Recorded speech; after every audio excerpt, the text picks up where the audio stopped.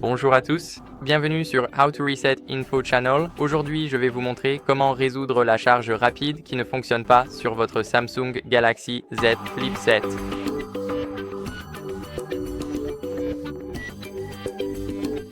Tout d'abord, prenez votre chargeur et un câble, puis vérifiez s'ils sont endommagés ou compatibles.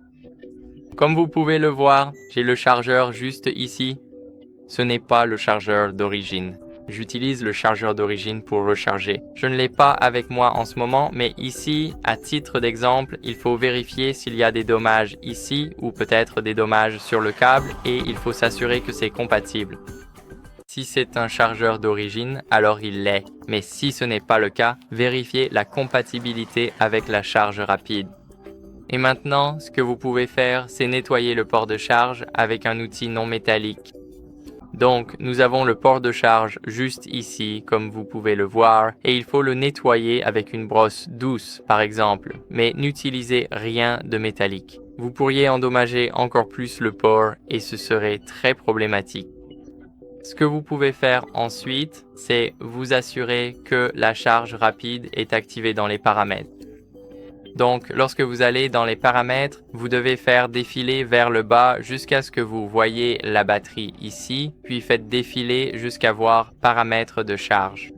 Maintenant, les paramètres de charge sont ici et assurez-vous que la charge rapide et la charge rapide sans fil sont activées.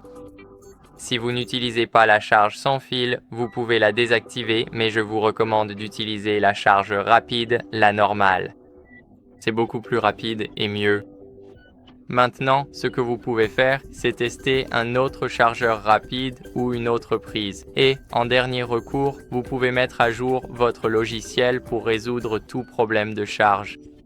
Donc, retournez à la page principale des paramètres, faites défiler vers le bas jusqu'à ce que vous voyiez la mise à jour logiciel, puis cliquez ici sur Télécharger et Installer. Maintenant, il va vérifier automatiquement les mises à jour. Comme vous pouvez le voir, j'utilise la dernière version de mon logiciel. Et si ce n'est pas votre cas, je vous recommande de le mettre à jour. C'est très important. Et voilà pour cette vidéo, j'espère qu'elle vous a été utile. Si c'est le cas, laissez un like, abonnez-vous et laissez un commentaire et on se retrouve dans la prochaine. Au revoir.